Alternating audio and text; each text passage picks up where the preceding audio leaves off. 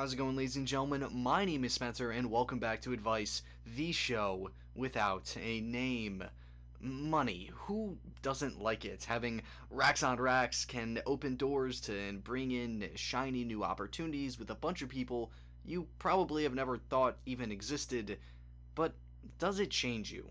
That's the thing I've always thought about because this is the make or break time in my life when you realize that everything you've learned in college is just kind of useless, but you won't really get all of the way. College can only teach you so much. It's up to you to kind of figure out what you want to do next. Because honestly, the ultimate goal is to be well off, and to be well off, you need to have money. I have found money very interesting to look at through my years. Since I was in the 3rd grade, I have not had a steady set of income, and as such, I've grown up with no money. In high school, I forgoed lunch for 3 years because I would have to spend $6 a day. I lived off of the Xbox 360 and the Xbox One with 1 or 2 games on it. I begged my mother to buy on the caveat of chores, and I've worn hand-me-down clothes my entire life. That's just how I've operated. Today is a little bit different. Safe to say, having a job with a paycheck every single week has been a very nice bump to my bank account, but I don't think money's really changed me at all. I still wear hand-me-downs, I still use the same equipment, I still play the same games.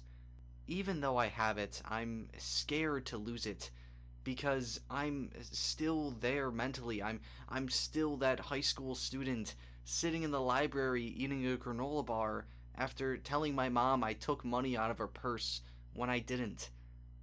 I've been saving money my entire life. I was the kid who traded with GameStop to get the new release Call of Duty game, and it's areas like that where I regret it all of the time because I had so many games that I kind of feel nostalgic for, want to go play, but I can't. But when you have no options, the worst kind of thing just kind of turns into the best. It actually turns into the only option. All I am really doing right now is saving 90% of all of my checks, really on my Scrooge McDuck arc of trying to build a giant pool of money. But who's asking that anyways? I'm pretty sure this is an old saying, but I've heard it used a couple of times, and it's that money doesn't change who you are, it simply makes you more of what you already were. And when you look at it from that angle, I think that makes complete sense, because one simple event does not change how you got brought up. The poor kid isn't going to flex his wealth, the fiery guy is going to act out, the friend will always bring up others. Sometimes those stereotypes, those people set in those ways, are exactly the truth. They're stereotypes for a reason. But that cannot account for every single person on this planet. When you get it, people look at you differently. Suddenly, you're shopping at different aisles, you're hanging out with different crowds, you're making choices that you weren't even aware of on your radar before. There's new rules, and I feel like there were, that's where the trap is.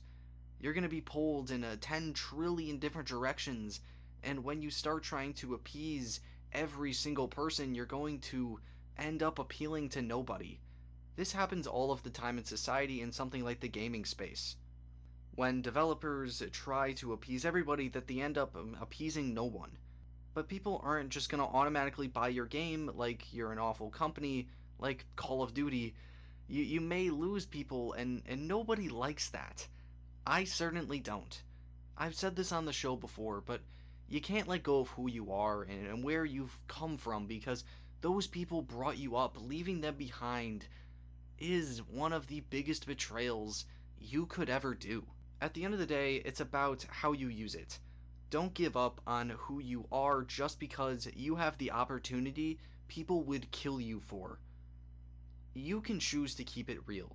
Stay grounded and hold on to what makes you you. No one else is going to do that for you. It's on you. I'm saying you too much, but it's on you to make the right call. Money's a tool, not a transformer. I don't know if that's the right word, but that balance, that's the hard part. So with that, that's what I'm going to call for today. Do you think money changes you, or do you simply think it makes you who you've always wanted to be your entire life? If you feel like I missed anything, please put it below. I would love to have a conversation about it. And if you want your questions answered, please email me at koboltexadvice@gmail.com for a nameless read. Thank you so much for watching, and I'll see you next time.